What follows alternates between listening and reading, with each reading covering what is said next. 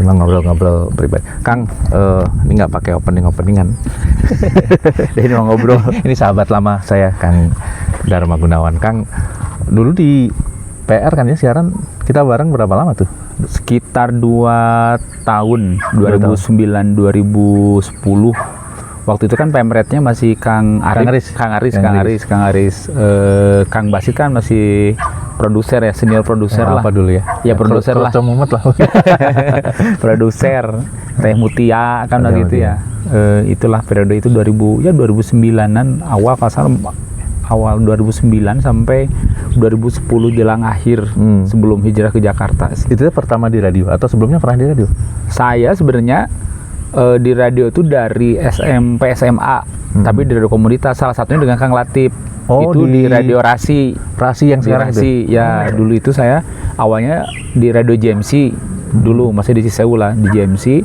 Nah, JMC itu kan satu daerah tuh, satu kecamatan.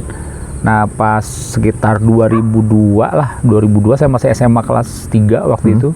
Nah, Rasi bikin kan, muncul tuh Rasi, Kang Atif, karena Kang Latif ini kan sama satu alumni SMA ya, satu alumni SMA, ajak-ajak lah. Nah, setelah itu gabung di Rasi. Nah, mulai dari situlah bareng-bareng ngerintis radio komunitas kan, ikut dengan Kang Dadan, dengan Kang Gagan, dengan Kang Adi, dengan Cherry dulu kan teman-teman JRK ya? Ya, JRK. Jadi saya ngikutin proses tuh pembentukan JRK dari awal sampai ya mungkin saya ke Jakarta kan 2010-an. Jadi dari 2002 sampai periode ya 2007 selesai kuliah saya masih aktif di JRK, ikut-ikut gitu. Nah, 2007 itu kan kuliah lulus, 2009 baru ke gabung PR FM. Itu kan gabung bareng sama Bandung TV sih waktu itu. Lagi siaran di Bandung TV ya. Waktu kuliah saya siaran di City Channel, kalau sekarang mah yang apa sih yang di Soekarno Hatta itu. City Channel betul. Sama almarhum Pak Dede Mulkan kan udah ajakin, kamu belajar siaran di mana? Pak dosen katanya tuh. Ini salah satu anak kesayangannya Pak Dede Mulkan ini. karena beliau kan dosen pembimbing saya tuh. Iya. Pernah cerita juga tuh belajar sama Kokon kan gitu. Terus akhirnya malah ketemu di PR FM ya waktu itu. Kang berarti sempat ke radio-radio komunitas, kemudian radio profesional pertama itu di PR FM ya? PR FM. TV duluan tapi ya bahkan ya? TV duluan, saya Bandung TV, City Channel itu di 2007. Lagi kuliah, karena kan Pak Dede Mulkan kan waktu itu kan jadi pemretnya. Ngajakin karena mungkin Pak Dede lihat praktek kan, kalau Vkom kan ada praktek jurnalistik gitu, praktek baca berita dan sebagainya. Udah, kamu katanya cocok nih jadi pemandu talk show. Nah, saya jadi pemandu talk show sama baca berita tuh di City Channel tuh. Karena industrinya kan waktu itu TV lokal masih belum sehat kan, masih kepemilikannya ini akhirnya 2008-an ya, karena kan ada perubahan komposisi manajemen. Waktu itu saya resign dari situ, masuklah ke Bandung TV di awal akhir 2008 lah Bandung TV jalan. Nah, baru di awal 2009-an saya melamar ke PR FM kan, karena saya sebenarnya internnya dengan news ya. Dengan news. Jadi mau radio TV ya, asal news. Makanya kan saya mau di City Channel karena saya baca berita, pemandu talk show. Di Bandung TV juga saya masuk itu waktu Pak Ustiarsa kan waktu itu pemretnya nawarinnya pas siapa dulu yang ngajak, ya lupa saya tuh. Pokoknya coba masukin. Cuman saya kata saya kalau saya pun di Bandung TV saya pasti baca berita atau news lah, saya nggak mau jauh dari situ gitu. Sempet diajakin program Benpar, Bentang Parahyangan ya kan, yang itu lagu Sunda itu ya? Ya, lagu Sunda tuh. Saya nggak, kata saya tuh habit saya di sini aja. Tapi nyanyi juga kan kalau nggak salah. Itu mah hobi aja sih. Hobi aja. Tapi pas disuruh bawain itu nggak, kata saya difokus di situ aja. Termasuk waktu di Bandung TV, maaf ya, saya pilih-pilih program juga kan ada talk show tuh kan. Maaf ya, waktu itu banyak talk show yang berbau obat herbal ya. Ya kan, banyak ya TV lokal itu. Iya. Saya yang klinik juga ya. Yang itu ya mindahin penyakit dari orang ke kambing dulu kan, yang itu kan ada tuh yang kayak gitu. Waktu itu saya nggak, kata saya waktu itu milih talk show-nya ya berbau kedinasan lah, artinya yang bernuansa ada politisnya, kedinasan kan itu pasti program kerja ya. Artinya agak menghindari yang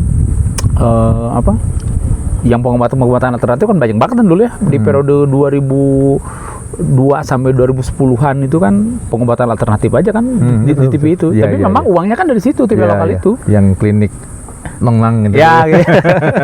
Yang dulu itu sempat disanksi juga oleh KPI sih Iya. saya waktu itu. Kang berarti ke radio, kemudian apa radio komunitas, radio, swasta, ya. baru kemudian hijrah ke Jakarta ya? Ya, ke Jakarta saya TV di TV One tuh hampir 5 tahun kurang sedikit lah.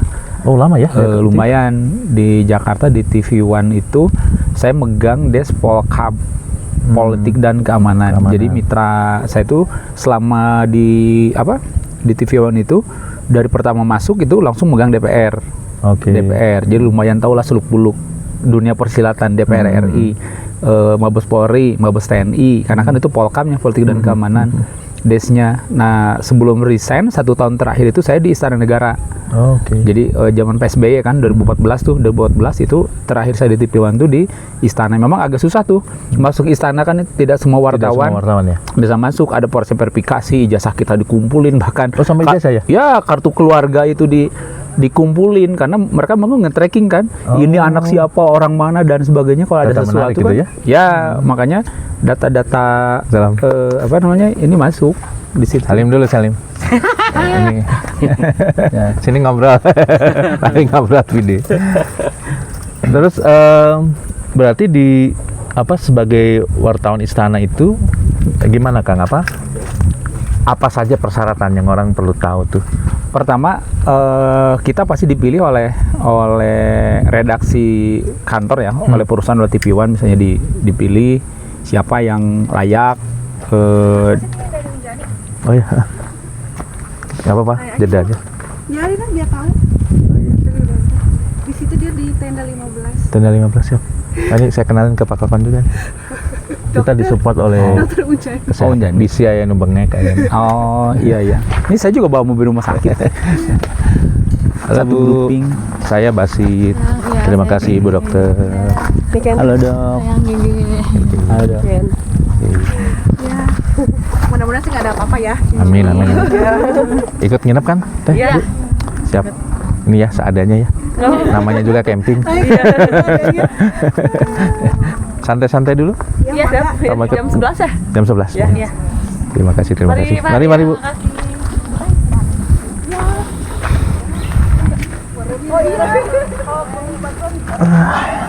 Kita sambung. Barusan iklan dulu. Iklan dulu biasa. Komersial Di break. alam begitu. Iya. Sebagai wartawan di istana Kang, apa yang orang perlu tahu yang nggak banyak orang tahu ya ternyata syaratnya juga ketat ya? Ya, jadi setelah kita dipilih oleh kantor juga kan masih memilih orang-orang yang udah tahu track record sehari-harinya kan. Jadi kantor juga pasti tidak akan menyodorkan orang yang sembarangan kan untuk jadi wartawan istana itu. Nah, setelah kantor memilih, biasanya mengirimkan beberapa orang, pilihan bisa 2-3 orang dan sebagainya misalnya. Nah, kita juga diminta tadi salah satunya, kita diminta soft file mulai dari identitas, KTP, kartu keluarga, ijazah dan sebagainya itu harus dikumpulin tuh. Nah, setelah data diserahkan, mungkin dilakukan oleh Biro Pers Istana kan melakukan verifikasi dan sebagainya. Intelijen juga masuk ya? Mungkin ya ngecek dulu Siapa ya kan ini trackingnya ini anak siapa, orang mana dan sebagainya. Ya mungkin tanda petik ya takut ada yang terkuat kait dengan Iya. ya tanda petik ya terorisme dan terorisme sebagainya. apa. Mungkin itu bagian dari screening ini. Nah, setelah lolos baru pihak istana ngasih tahu ke perusahaan ini lolos dan sebagainya. Dan memang ada banyak beberapa rekan di luar TV One ya, banyak yang tidak lolos gitu. Artinya mungkin mereka tidak lolos di screening tuh. Dan lolos ya? banyak yang nggak lolos. Makanya biasanya satu perusahaan tuh mengirimkan lebih dari satu gitu. Misalnya 2-3 orang kandidat yang mau masuk di istana. Nah, alhamdulillah sih waktu itu periode saya sih masuk semua tuh yang diajukan itu masuk gitu. Dan kita kan dikasih ID istana, warnanya waktu itu hijau ya, hijau muda kayak gitu. Dan akses masuknya juga kan memang diatur kan, mulai dari baju tidak boleh pakai jeans, celana. Betul. Ya, jeans. Dulu Ya. pernah ada slang ya, yang Ya. acara nggak boleh pakai jeans itu memang gara-gara memang betul. ada aturannya ya? Ada aturannya. Jadi kalau masuk istana itu minimal harus baju berkerah. Ya, tapi kan TV One kan waktu itu kan bajunya kan yang berkerah semua kan, Yang nggak ada merah kaos gitu yang ya, merah merah itu. ya. Celana tidak boleh pakai jeans, sepatu juga harus sepatu pentopel, nggak boleh sepatu Kayak sepatu main lah dan gitu. sebagainya misalnya. Dan diusahakan warna gelap. Itu memang aturan protokol yang sebenarnya memang kan bentuk penghargaan kita sebagai warga negara ketika masuk istana ya harus rapi lah, harus sopan gitu. Oh iya, iya. Nggak Cara boleh kita serangan. menghargai orang cara lain ya. menghargai orang lain lah gitu, karena kan istana negara kan artinya kan itu rumah tertinggi se Indonesia kan. Betul betul. Iya kan? Rumahnya presiden lah gitu. Iya, Nah, iya. ini makanya kita juga ya oke-oke aja harus memakai begitu ya, tiap hari kita seperti itu. Itu hampir ya setahun lah. Akan di zaman presiden siapa waktu itu? Pak SBY. Oh, Pak SBY ya. SBY terakhir kan 2014 ya. Jadi full selama di situ Pak SBY. Iya, Berarti zaman tidak PSBY. mengalami masa Nggak. presiden yang lain ya? Enggak. Oh, Karena kan oke. 2014 itu kan saya resign kan, 2014 kan pergantian ke Jokowi. Nah, pas Jokowi itu saya udah keluar kan, ya udah resign dari TV One ya waktu itu. Jadi selama PSBY, dari PSBY, dan itu 1 tahun terakhir saya jadi PSBY selesai, saya juga selesai di TV One. Oh iya iya iya. Pak SBY kan backgroundnya militer ya. Iya. Ketika jadi presiden, gimana relasi dengan wartawan yang termasuk teman-teman wartawan di sana itu? Kalau saya lihat karena memang militer, ya beliau protokolnya tuh seperti itu gitu. Kan beda kalau Jokowi itu kan doorstop dan sebagainya. Karena kan dibangunnya seperti itu kan Iya, iya, iya, protokolnya gitu. Kalau SBY itu karena dia militer, jadi yang saya Ada lihat jubir patsun ya dulu ya? terhadap ada jubir. Dia Pakai patsun terhadap protokol yang berlaku di istana seperti presiden-presiden sebelumnya. Ya kan kalau kita lihat baru Jokowi kan yang doorstop dan sebagainya, kan sebelumnya presiden nggak ada. Oh iya ya. Doorstop. Nggak ada. Yang saya ingat waktu dari misalnya lihat aja SBY, Bu Mega misalnya kan, atau misalnya presiden sebelumnya lah, itu nggak ada istilah doorstop itu. Karena waktu itu yang saya tangkap itu wibawa presiden itu harus dijaga. Memang bukan yang saya tangkap ya, bukan menjauhkan antara rekan-rekan wartawan dengan presiden, tapi memang itulah protokolnya gitu. Bahwa presiden itu harus ditempatkan sebagai orang tertinggi. Memang kita juga sebagai wartawan harus tahu kapan bertanya, ada waktu dan tempatnya. Iya, kan, iya. gitu. Mungkin Nah, kalau rubahnya zaman Jokowi aja ketika dirubah aturan protokolnya sampai ada doorstop dan sebagainya, barulah kan sampai sekarang kan presiden bisa di doorstop. Iya iya iya. Kalau Memang dulu nggak bisa pernah, ya? Nggak nggak bisa. berani. Memang kalau di teori PR kan ini ya, kenapa harus jubir yang ngomong atau orang yang ngomong? Karena ketika salah, di atasnya masih bisa ngeralat. Betul. Nah kalau presiden yang ngomong, kalau salah siapa Iya, ngeralat? siapa? Kan nggak ada juga ngeralat ya. Yang berani Dihujat ngeralat. sama netizen kalau sekarang. Netizen. Oke, jadi pakaian, barang-barang yang masuk ketika ke istana semua diperiksa? Pastilah, kita kan lewat screening metadetektor kan. Barang-barang, HP dan semua tas pasti di ini, bahkan seingat saya air juga nggak boleh bawa, karena di ruangan press room-nya itu, ruang tempat kita nongkrong lah, itu disiapkan minumnya, tempat minumnya dan sebagainya, kopinya, kita tinggal mau minum tinggal makan.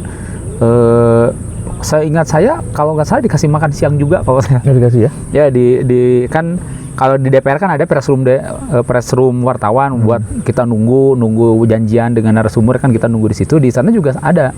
Jadi ketika misalnya ada press con presiden atau misalnya mau ada acara, baru dikabarin, baru kita bergerak ke misalnya ke Istana Negara atau misalnya ke depan lah yang biasa dipakai pelantikan itu. Jadi selebihnya kita stay di itu aja, stay di press room aja.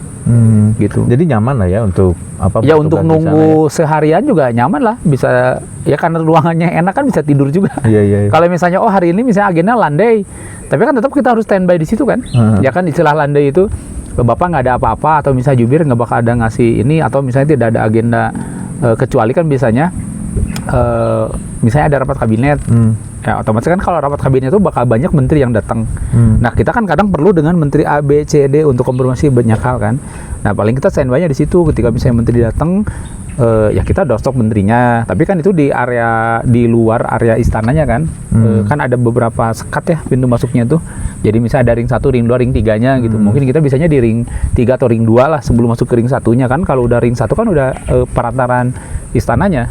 Itunya. Kita tahu menteri ini yang mau datang nih. Kan kelihatan mobilnya dan sebagainya, kita doorstop menterinya kayak gitu di situ. Diizinkan misalnya? Ya diizinkan kalau daftar dulu atau apa? Enggak, kalau untuk menteri mah biasanya enggak. Ya kayak di DPR aja kan, misalnya ketika ada rapat mau paripurna atau misalnya rapat RDP antara misalnya komisi A, komisi 1 dengan misalnya Menhan, ya kita bisa doorstop kan ketika dia datang atau ketika dia keluar kan. Hanya kalau dengan Menhan kan biasanya pak kuat tenaga aja kan, karena kan dia banyak ajudannya tuh. Oh ini apa? Ya protektifnya kan lebih ini gitu. Beda kalau misalnya kalau dengan menteri-menteri kayak SDM, kementerian di luar Menhan atau Polri misalnya relatif lebih mudah kan ngejangkaunya karena mereka tidak banyak ajudan, tidak banyak protokol yang ininya gitu. Kan presiden tugasnya kemana-mana ya, maksudnya keluar daerah, keluar negeri, suka diajak wartawan. Kebetulan waktu itu karena kan itu akhir jabatan kayaknya. PSBY nggak ke luar negeri. Oh, nggak ke luar negeri? Jadi saya nggak kebagian jatah. Biasanya pada teman-teman Ya, suka diajak ya? Teman-teman sebelum saya yang masuk ke istana itu ya kan itu 2014 kan tahun terakhir ya. Biasanya kan kalau tahun terakhir itu mungkin relatif kegiatan intinya kan sudah landai ya. Sudah terlaksana. Jadi nggak ada program prioritas. Nah kayak sekarang Prabowo kan awal-awal baru setahun setengah kan mana-mana ya, udah 36 kunjungan luar negeri kan, ramainya kan. Kemarin saya lihat di UTAS itu Prabowo baru 1,5 tahun udah 36 ini, sementara Jokowi aja yang 10 tahun hanya 50 apa berapa gitu. Ya dibandingin kan dengan presiden sebelumnya, Jokowi aja 10 tahun hanya 50-an misalnya kunjungan ke luar negerinya, Prabowo baru 1,5 tahun udah 36 kan gitu. Nah waktu itu karena saya di masa terakhir itu nggak kebagian ke luar negeri waktu itu. Biasanya kalau ke luar negeri juga kan tidak semua media televisi ajak gitu, karena kan terbatas, mungkin kan akomodasi nanti di situ dan sebagainya. Biasanya dipilih misalnya untuk agenda ke negara A, TV ini sama TV ini, nanti kan materinya kan bisa di-share. Bisa di-share, hanya mungkin kalau orang yang datang ke situ dia punya gambar sendiri, tapi yang eksklusif lah dari kamera sendiri. Tapi kalau misalnya yang nggak ikut, biasanya kan biro press kan juga kan ngirim kan rilisnya, videonya ke wartawan yang di istana itu, ini videonya dan sebagainya, misalnya untuk kegiatan Bapak di sini, agenda ini dan sebagainya. Artinya meskipun tidak ikut, akses beritanya atau akses gambarnya kita dapat, relatif masih dapat. Cuman kan sama karena dikirim dari satu sumber yang sama gitu. Tapi kalau misalnya ikut, mungkin ada gambar-gambar istilahnya perintilan yang nggak dapat, yang nggak didapat oleh si biro presiden, mungkin kayak gitu aja sih bedanya gitu. Tapi kalau diajak-ajak gitu tuh semua difasilitasi kan? Transportnya, ya difasilitasi sih gitu. Iya difasilitasi, semua ya difasilitasi. Cuman kalau untuk uang saku biasanya enggak ya, jarang biasanya. Tapi kalau untuk akomodasi pesawat, makan, penginapan dan semua itu dikasih. Enak juga ya, itu bagian dari keistimewaan wartawan di sana ya. Ya karena masuknya juga kan tidak mudah kan. Iya gitu. betul. Maksudnya juga tidak mudah. Saya juga ID Mabes TNI ada punya waktu itu, karena kan pegang Polkam ya. Pegang Polkam, jadi lingkupnya itu aja. Bidang politik dan keamanan termasuk presiden. Mungkin itu aja sih. Sebagai wartawan, pengalaman tertinggi jadi wartawan ya jadi wartawan istana kan, versi saya ya. Karena ada mungkin beda orang melihat perspektif jadi wartawan tuh mana sih yang lebih berkesan. Betul, bagi saya sih ya pernah menjadi wartawan istana, karena tidak semua orang bisa mudah. Mungkin kalau dari sisi karya mungkin lebih dianggap gini bagi wartawan investigatif. Mungkin itu kan dari sisi karya ya, saya berhasil misalnya memecahkan sebuah kasus dan sebagainya. Itu saya hanya dua aja sih, jadi wartawan istana atau menjadi wartawan investigatif gitu. Yang dianggap level tertinggi wartawan mungkin itu ya. Iya betul. Ya kan, kalau dunia kan mendapat Pulitzer, kalau saya mah alhamdulillah udah pernah jadi wartawan istana, itu aja sih. Bisa dibanggakan. Iya bisa dibanggakan karena masuknya kan tidak semua orang bisa masuk gitu. Tapi kalau di istana itu kan namanya istana ya, semua orang ngasih sorotan ke sana dan pasti ada kritik, ada ya sorotan tajam gitu. Yang koordinatornya suka ini nggak, suka yang itu jangan, yang ini diberitakan, yang itu jangan. Sebetulnya difilter gitu nggak? Selama ini sih saya nggak ngalamin ya. Ya? Nggak ngalamin.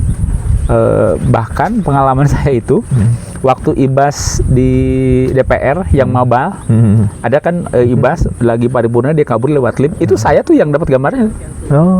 Saya dapat gambar sama Teguh, teman saya itu. Sikat aja, padahal saya lagi di istana, SBY masih di presiden, sampai ujung-ujungnya kan Ibas mundur kan waktu itu kan. Ya kan saya LOT waktu itu, LOT live on tape itu, nunjukin kemana arahnya, kemana dan sebagainya.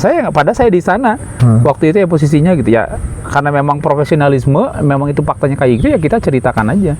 Dan sebetulnya sih kita yang di lapangan ya, sebagai ujung tombak, apa yang menurut kita benar, apa yang kita dapatkan, itu pasti kita rekam, pasti kita tanya. Adapun misalnya sudah masuk ke kantor, nah itu walau misal ya. Oke. Iya kan? buat pada dipasang di mana? Bebas Kang, di sini aja, di pohon-pohon ini Kang. Mangga bebas aja di sekitar sini, di sekeliling sini. Kami selamat datang Di depan. bukan di acara Enggak, di sini aja. di lingkungan. Di sini 3, kalau mau ada di sana boleh. Siap. Oke. Terus ini Kang, kan pengalaman apa yang paling menarik selama tugas di istana Kang?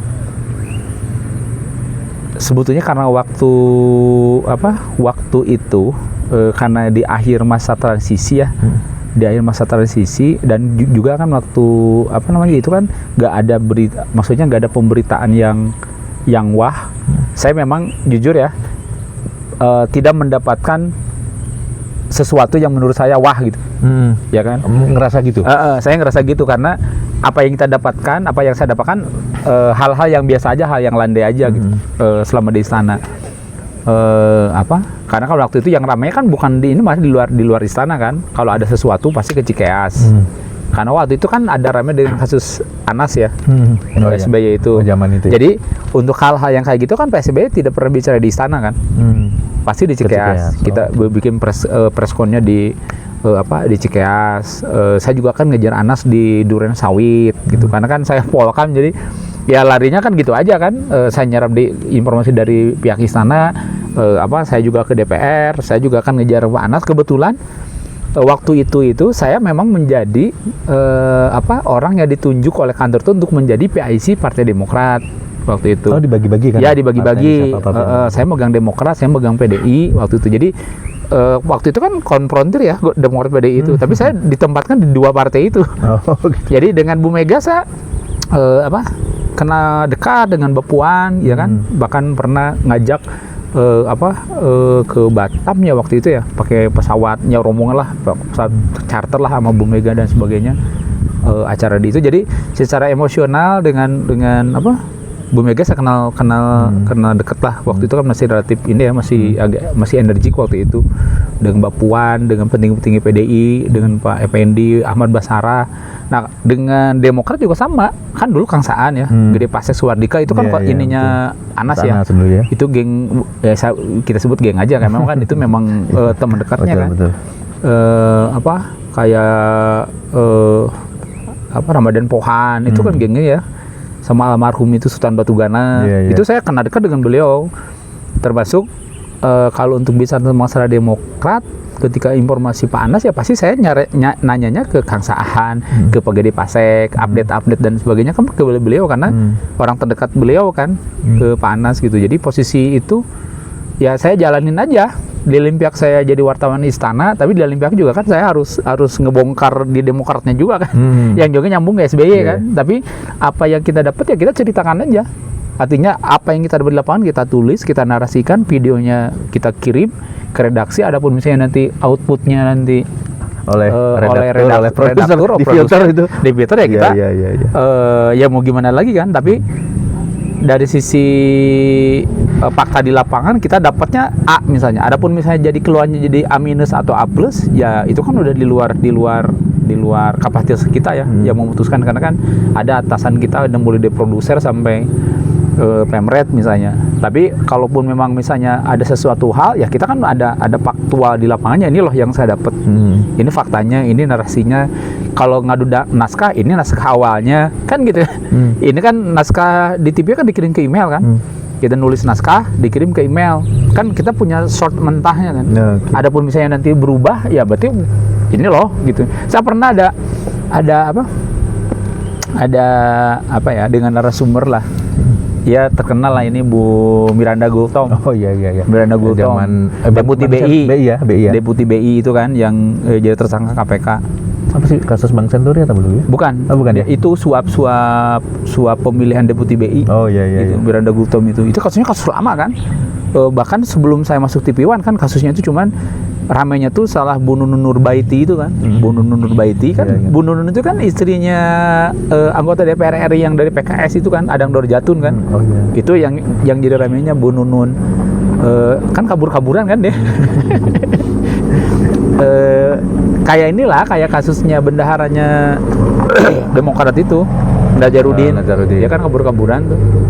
Bu Nununnya tangkapnya, maksudnya ini KPK barulah nyasan Miranda Gultom kan. Pernah itu apa namanya, saya dikomplain sama narasumber karena itu tadi salah satunya masalah persepsi dalam naskah ya. Naskah misalnya narasi yang saya buat itu Bu Miranda Gultom misalnya datang ke KPK dengan menggunakan mobil bla bla dan sebagainya, tapi naskahnya berubah tuh, agak berubah gitu, seolah-olah apa, Miranda Gultom sama pelat merah ya, itu kan mobil dinasnya BI. Punten mau minjem kunci mobil, mau ngambil whiteboard. Oke, boleh. Di mana kuncinya ya? Ada lagi yang ini? Itu dulu lah sementara kan, yang lainnya mah kayaknya buat besok. Ya, udah pada datang, Mbak. Ini siapa yang tadi datang? Beberapa. Emang udah baru datang lagi? Enggak, itu cuma tadi dokter Lewat gitu. kali. Ya. Yang lain belum ya? Belum. Masih setengah 11 sih. Belum. Jam 11 kan dia mulai pada datang ya. Kita mau ngambil dulu ya? Mangga, Mbak. Pegang aja, Mbak. Ya. Pernah diancam nggak? Atau dapat ancaman gitu selama bertugas? Enggak sih. Sebagai wartawan. Hanya saya pernah dikomplain aja oleh Ibu Miranda Gultom itu. Tapi setelah dikomplain, saya malah makin dekat dengan dia. Oh. Gitu. Karena kita kan punya, mungkin kita sama-sama jurnalis kan punya teknik kan. Iya, Ketika kita misalnya dikomplain, kita kan ada strategi lain, malah itu adalah bagaimana kita mendekatkan diri ke ini. Bahkan ketika dia dijadikan tersangka oleh KPK, itu saya yang pertama tahu. Itu ya saya yang pertama tahu. Dan saya telepon, Bu, Ibu sekarang mau dijadiin, biasanya kan cuma keramat ya KPK itu. Okay. Jadi tersangka, Ibu di mana? Saya lagi di Jogja waktu itu. Oke, yang ngabarin, yang ngasih tahu. Apa namanya? Ibu lagi di Jogja sekarang. Gimana cara bahasa menyampaikan apa namanya? Awalnya gini Ngasih loh. taunya. Awalnya gini loh. Miranda Gultom dekat dengan saya tuh. Dia kan ngajar di UI. Tidak ada wartawan yang dapat doorstop dia tuh. Saya kejar ke UI. Pas dia keluar, kameramen nggak nembak itu, tapi dia di behind lah, artinya di kameranya diteng-teng, dinyalain tapi nggak ditongongin gini kan. Mic-nya saya pegang, Diteng-teng tapi nyala itu. tapi nyala dan sebagainya gitu. Pas ya dia marah ke saya, ngapain kamu kesini dan sebagainya. Padahal sebelumnya saya udah WA-an kan. Hanya dia nggak jawab, ngapain kamu kesini dan sebagainya. Enggak, Bu, saya pengen ngobrol aja, pengen ketemu gitu kan dan sebagainya. Ibu kan udah istilahnya udah usianya udah ini, tapi masih ngajar aja di UI. Ya kan ini hobi saya, ngajar dan sebagainya. Dari situ lah itu masuknya. Oh. Jadi iya. diambil dulu bukan kasusnya gitu, tapi sisi ini ya, seharian apa dan sebagainya. Jadi eksklusif tuh.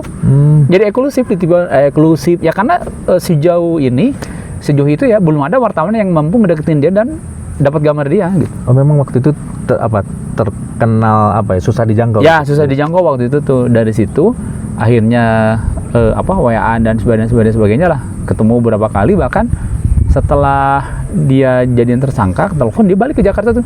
Janjian di rumahnya. Kan udah Obipen di mana-mana kan, udah di rumahnya kan udah ditingkat tuh semua dan sebagainya. Akan ngomong ngasih tahu bahwa ada informasi itu gimana? Ya kan kita udah ramai kan di KPK kan, saya juga ke KPK juga kan. Ini Jumat Keramat Bu Miranda Gultom akan diumumkan jadi tersangka kan. Nah, komunikasi Bu dan sebagai Ibu gimana? Ya saya ini mau pulang ke Jakarta katanya. Ya udah Bu, janjian di rumah aja ketemu. Yang penting Ibu ngasih statement aja gimana tanggapannya gitu. Ya udah dia nyampe di rumahnya. Itu yang berkatan bagi saya, maaf ya, saya hanya janji dengan Dharma. Saya hanya mau jawab pertanyaan Dharma aja. Ngomong ke di depan wartawan. Kan wartawan udah banyak tuh kan, udah banyak ya. Itu mahal. Hanya itu satu pertanyaan aja, Bu. Gimana tanggapan Ibu terkait satu tersangkanya? Hanya itu doang kan, kita kan nyebut itu doang kan. Iya. Gimana respon dia dan sebagainya. Udah ya, makasih ya. Hanya itu doang. Wartawan ngambil juga atau? Ngambil juga, cuman kan kesan kita itu dia hanya mau ngejawab pertanyaan saya aja gitu. Eksklusif ya. Ya, jadi eksklusif gitu. Yang lain dia nggak mau jawab kan untuk yang lain. Tapi buat seorang wartawan kalimat seperti itu tuh mahal kan ya? Mahal, ya kan? mahal karena istilahnya kita ngerasa dihargain dan dia mau ngomong ngejawab pertanyaan kita. Betul. Gitu. Itu yang pertama. Bu Miranda itu ada kasus kedua tuh waktu di DPR waktu Bu Mega tuh, kalau itu yang kesan saya ya ke Bu Mega. Jadi waktu itu PDI menolak kenaikan harga BBM. Kan dia bikin rapat di Komisi 7 tuh, kan masih SBY itu kan oposisi itu dan sebagainya. Saya tuh komunikasi aja, nanti kita boleh doorstop ya ke Ibu dan sebagainya. ada yang di sebelum, boleh lah kamu yang nanya ya. Oke, saya aja yang nanya. Jadi Bu Mega itu hanya 2 dulu yang ada di kepalanya tuh, saya sama ada si Mbak Vira namanya. Anak SCTP. Oh, SCTP. SCTP cewek tuh. Dia senior banget kan. Saya TV One tuh yang jadi diinget. Jadi pas habis rapat doorstop itu kan di DPR kan wartawan puluhan kan. Mulai dicetak TV aja kan dulu kan udah ada 11. Tambah cetak, tambah online dan sebagainya kan puluhan lah di situ dan sebagainya. Saya di belakang kan. Ibu Mega dia ngomong-ngomong diem aja. Wartawan kan udah ini diem aja, dia ngomong-ngomong. Langsung saya tidak di belakang. Bu Dharma, Bu TV One. Ya Dharma apa pertanyaannya? Hebat ya. Iya. Iya. Hanya gitu doang. Dan saya kan di belakang karena kan di depan tuh pasti kita kasih porsi ke kameramen kan, karena kameramen yang harus dapat gambar kan kalau TV kan. Kalau misalnya mic-nya nggak bisa kejangkau, dia masih bisa pakai mic yang nempel di ini, yang di kameranya kan ada mic tuh. Jadi kalau mic misalnya yang kita bawa itu nggak nyampe, pasti kameramen dia otomatis memakai mic yang di depannya itu tuh. Dan itu secara teknik bisa ngambil ke depan karena gitu itu ya? sensitif kan, Okay. sensitif dan kan posisinya lebih deket juga gitu. Jadi, oh ya Dharma gimana dan sebagainya. Ini Bu, saya nanya kan dari semua masalah sikap PDIP terkait masalah kenaikan BBM dan sebagainya kan, itu yang waktu itu rame anggota PDIP yang nangis-nangis kayak oneng gitu, dan kan rame kan itu, yang nolak BBM, yang demo dan sebagainya gitu. Dia habis rapat di Komisi 7 ngumpulin anggota fraksinya. Saya nanya, ya sama standar aja sih, itu sebenarnya sikap PDIP itu seperti apa kan? Yang kita butuhkan misalnya, ya saya nolak kan itu kan, itu kan jawabannya. Iya. Bu, saya Dharma TV One. Oh ya Dharma gimana? Jawab, udah ya, cukup ya, udah. Ya jadi maksudnya hal kayak gitu bisa kebangun, bisa terjadi kalau kita ada hubungan apa sih istilahnya? Ya hubungan personal kali, hubungan personal antara kita dengan narasumber sih. Cara Akang jaga itu gimana? Kan nggak semua wartawan dekat dengan narasumber ya. Pasti Komunikasi aja sih sebenarnya. Komunikasi dengan kan dengan misalnya dengan Ibu Mega kan kita nggak bisa ketemu tiap hari juga kan. Tapi bagaimana kita nge-maintain dengan orang-orang sekitar beliau kan. Itunya. Siap. Siap. Gimana Subang Kang? Wis, karena motor Hebat ya, Vesvana mantap. mantap. Di sini Kang, sebelah sini. Siap. Jadi ya ngebangun hubungan relasi dengan ya kita tahu lah ya Bu Mega dekatnya dengan siapa dan sebagainya, itu yang kita bangun gitu. Otomatis Akhirnya kan saling menguatkan ya. Ya saling menguatkan, jaringan saling itu ya. menguatkan. Pernah juga nih sama Bu Mega waktu di Batam itu Rano Karno itu kan waktu itu ini ya humasnya. Humasnya PDIP kan TV One itu wujudnya merah ya. Jadi saya itu karena kecil, ukuran waktu itu saya kecil lah. Jadi Ibu Mega udah duluan, kameramen saya udah duluan, saya masih di belakang. Nah disangka kan saya pakai tas, emblem TV One ketutup, yang di belakang WWW-nya kan ada ketutup juga sama tas karena gendong tas. Saya ditahan sama ininya, sama petugas istilahnya apa ya? Ya keamanan di situ nggak boleh masuk. Disangka saya orang PDI gitu kan. Karena merah sama. Karena merah. Iya. Bu Mega udah nunggu di dalam tuh karena dia mau ngasih statement kan, kameramen udah siap semua dan sebagainya, dia mau ngasih statement. Nungguin Dia dulu. nggak jalan sebelum saya. Gitu akhirnya Rano Karno yang keluar. itu si Dharma tuh Orang ngasih tahu. Oke, Iya. bisa masuk Bang gitu. Iya, saya nggak bisa masuk kan. Ini saya dijaga gitu karena memang ya mungkin yang namanya SOP kan mereka juga nggak bisa betul. gegabah masukin orang Dan kan. nggak hafal ke semua orang. Ya, dan nggak hafal ke semua orang. Nggak ada Saya di identitasnya kan Jakarta dan ketutup. Akhirnya Rano Karno keluar, itu tuh anak TV One katanya, itu udah ditungguin sama ibu di dalam. Setelah saya masuk, ini baru ngasih statement konferensinya. Ya itu kan kesan-kesan yang kayak gitulah. Mungkin hal yang kecil tapi tidak semua orang bisa dapat, atau bisa tidak semua orang bisa ngalamin kali ya. Iya. Karena saya kan ditempatkan bukan wartawan investigatif, jadi itu aja sih yang sifatnya apa sih namanya, pengalamannya gitu. Kan kalau untuk adik-adik kita ya, atau teman-teman yang sedang belajar jadi seorang jurnalis, apa yang tips dari Akang ya yang selama ini diterapkan sehingga tadi bisa mencapai titik-titik tertentu yang nggak semua orang bisa capai itu? Pertama, cara komunikasi. Jadi cara komunikasi itu mulai dari nge-WA yang simpel tapi memberikan hormat kepada orang yang kita tuju. Gimana tuh WA simple? Jadi misalnya saya itu ya di DPR itu dari sekian banyak ditugasin kantor, mungkin 0, sekian persen yang missing, yang gagal. Pasti berhasil semua. Misalnya kan kadang orang itu Kenapa Oli Dondo Kambe itu orang sulit banget ditembus oleh wartawan. Sama saya dapat eksklusif, bahkan dia mau wawancara datang ke itu kan waktu itu kasus apa ya Oli Dondo, kan Golkar ya dia. Karena mungkin ini dia kan ini banget ya, protektif banget gitu. Pertama memang cara komunikasinya harus baik, lugas, tapi ngehargain orang gitu. Misalnya gini, permisi Pak, saya misalnya dari TV One izin mau konfirmasi tentang ini dan sebagainya. Dengan bahasa kayak gitu mungkin orang enak ya, enak misalnya. Awalnya memang dia tidak balas misalnya, tapi kalau udah 2-3 kali dia balas juga. Gitu. Artinya kalau nggak dibalas sekali jangan nyerah juga. Jangan nyerah juga, jangan nyerah juga, karena kan kita ngejar tuh, kita ngejar apalagi kita butuh misalnya. Tapi dengan cara komunikasi yang sopan, yang mungkin sopan tapi elit misalnya, ya kan itu bahasa ya. Orang juga akhirnya sekeras-kerasnya batu kalau terus di ini maka dia akan luluh juga sebetulnya. Ya, gitu. Berarti itu tadi cara komunikasinya harusnya baik, kemudian juga kerja keras mah pasti itu mah harus ya, jangan putus asa, harus terus mencoba, dan yang penting itu adalah bagaimana cara nge-maintain. Nge-maintain setelah kita dapat itu harus di-maintain, jangan sampai dia lepas lagi gitu. Maksudnya secara hubungan dijaga terus? Ya, dijaga terus. Tapi kalau nggak ada ini, nggak ada kasus, nggak ada apa, gimana tuh menjaga relasinya? Apa di seminggu sekali? Hanya waktu itu kan cuma BBM ya. Oh, masih BBM. BBM ya, waktu BlackBerry ya, waktu itu kan masih BBM. Ping atau jangan juga sih. Ganggu. Dan kita harus ngikutin. Oh, misalnya dia di komisi ini, meskipun itu tidak penting, tapi kita say hello aja. Gitu. Misalnya dia di komisi ini, padahal itu isunya nggak penting misalnya. Tapi kita say hello aja. Bang, gimana masalah ini? Artinya komunikasi itu, dan itu kan tidak akan naik juga di kita. Itu kita hanya say bagaimana perkembangan ini, dan bagi mereka itu kan berbagi informasi itu penting versi mereka gitu. Bahkan saya punya beberapa anggota DPR yang menjadi suplai informasi. Dia nggak mau ngomong. Ngasih tahu duluan. Ya, dia nggak mau ngomong, tapi ada sesuatu hal yang menurut dia menarik dan ini akan jadi kasus besar. Oh, ya. Gitu. Ini gue kasih bocoran. Ya, bocorannya. Jangan saya narasumbernya cari yang lain. Dan gitu kita cari mulut, gitu. Kadang kita udah tahu masalahnya bakal kayak gini dan sebagainya. Kalau misalnya ini yang bakal jadi adalah si A, misalnya ini menteri yang bakal jadi si ini. Kadang wartawan suka dapat info duluan ya. Iya, karena bocornya dari situ. Bocornya dari situ. Tapi istilahnya, nih saya kasih data tapi lu jangan bilang kata gue, gitu. Cari mulut orang lain. cari mulut orang lain gitu.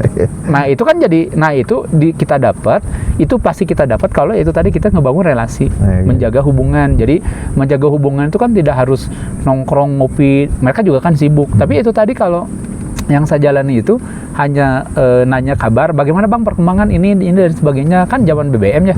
Dia lagi rapat, atau bang ini hari ini agendanya apa di komisi ini, hanya sekedar nanya itu aja. Oh sekarang ini dan sebagainya, oke bang nanti merapat, adapun misalnya penting kita datang, kalau enggak maka tergantung tugas kantor, karena kalau TV besar itu biasanya ke lapangan itu sudah membawa tugas, bawa gitu. bawa tugas, misalnya hari ini harus dapat ini itu yang prioritas kita kejar kan. Adapun misalnya ternyata di lapangan ada isu lain yang menarik, itu mah bagian dari kreativitas kita atau improvisasi kita kan untuk ngembangin ini gitu. Biasanya sehari itu 3-4 tugas lah biasanya yang harus didapat ini dan sebagainya misalnya. Kayak gitu sih. Jadi mungkin ya itu tadi resepnya mah komunikasinya, belajarlah komunikasi sebaik mungkin, kemudian narasumbernya jangan lupa di maintain. Kalau kerja keras mah pasti mau apapun itu kan harus kerja keras, jangan mudah menyerah. Saya juga ya banyak lah beberapa hal yang pernah dialamin, awalnya susah. Siap. Di pangker colokan. Siap. Iya. Matur suwun. Kalau kata Bang Sahala dulu mah wartawan harus gigih. Ya. Gigih itu sekali 2 kali ditolak mah nggak boleh nyerah. Iya. Otot terus gitu ya kayaknya. Karena justru 1, 2, 3 kali ditolak, keempatnya tuh hasilnya akan lebih manis, akan lebih wah dibandingkan pas pertama langsung diterima. Gitu. Kayak ngejar ini ya? Ya. Ngejar pasangan ya? Betul. Ada tantangannya ya? Iya, ada tantangannya. Kalau misalnya pertama langsung oke, kita ngerasa gimana gitu ya. Tapi ketika misalnya kurang. Ya 1, 2, 3, 4 bahkan misalnya ke-5 ini bahkan saya gak perlu nyebut nama lah. Saya pernah masuk ke tahanan KPK ya, menjenguk salah satu tersangka gitu. Saya candid bawa kamera kancing, kamera saku dan sebagainya. Saya masuk. Gitu. Lalu apa namanya? Saya berkacamata kan baru 2 tahun terakhir. Dulu kan saya nggak pakai kacamata lah. Dulu saya nyamar, saya pura-pura jadi pengacara, pakai jas, pakai kacamata, ya kan? Dulu kan tahanan KPK itu kan di bawah gedungnya, di bawah gedungnya kan? Oh, di bawah ya? Di bawah gedungnya kan di belakang tuh. Kan saya harus ngasih dulu ID dan sebagainya kan? Ngasih ID dan sebagainya. Kebetulan satpamnya satpam baru tuh. Kalau satpam lama pasti dia tahu. Saya kan sering sekali liputan dan sebagainya. Ada tuh anak TV lain tuh yang kamu ngapain? Karena kan saya bareng sama pengacaranya, bareng sama pengacaranya mau masuk gitu. Kan ada jam besuk pengacara kan dapat tuh, ya kan? Saya masuk, saya kontak pengacara, saya boleh masuk ya, mau ikut, saya mau nanya sesuatu ke beliau gitu. Oh ya boleh lah, tapi gimana caranya? Alah saya nyamar aja, saya nyamar aja, tapi nanti saya pasti antisipasi bawa kamera saku sama kamera kancing, kan ada kamera kancing ya, yang kayak gini, yang di kayak kancing aja, kayak kancing sama yang pulpen tuh saya bawa 2. Bawa kan ada kamera pulpen, ada saku, yang kancing gitu. Kalau yang jamnya dipakai juga, cuman waktu itu nggak jalan, jadi udah antisipasi 3 kamera tuh waktu itu. Masuk, ada satu temen cewek, kamu mau kemana? Katanya dia kan repot kan, kalau saya ketahuan saya nggak bisa masuk kan, ya kan? Itu di dalam ngapain? Wawancara? Ngobrol. Saya jadi ngobrol gimana di tahanan, dia curhat kan, saya nggak bisa nulis, saya nggak bisa ini karena pulpen aja nggak. Waktu itu ya, waktu periode itu bawa pulpen aja nggak boleh, ya kan? Karena mungkin takut gimana dan sebagainya kan. Saya hanya baca, sementara misalkan kesal pengen nulis dan sebagainya. Ya dia cerita keseharian di situ. Jadi karena memang itu yang saya ingin gali kan, gimana keseharian dia di dalam rutan tahanan KPK waktu itu. Jadi saya nyamar jadi asisten pengacara tuh waktu itu, bisa masuk waktu itu. Dan waktu itu tahu ya KPK itu tahanannya super ketat gitu. Tapi alhamdulillah bisa masuk aja gitu. Kan dengan waktu itu di jam besuk sama pengacaranya. Nah setelah itu kan baru ketahuan sekarang kan ada yang ramai kan di KPK yang ada setoran dan sebagainya. Iya. Waktu itu sih saya ngeliat masih sangat ketat banget sih waktu itu. Zaman Abraham Samad ya. Oke. Siap, terima kasih Kang. Siap. Mudah-mudahan dia mah cerita jam 11 tapi udah mau mendung aja nih. Iya. Mudah-mudahan cerita inilah sedikit pengalaman mahal itu. Nggak semua orang pernah mengalami.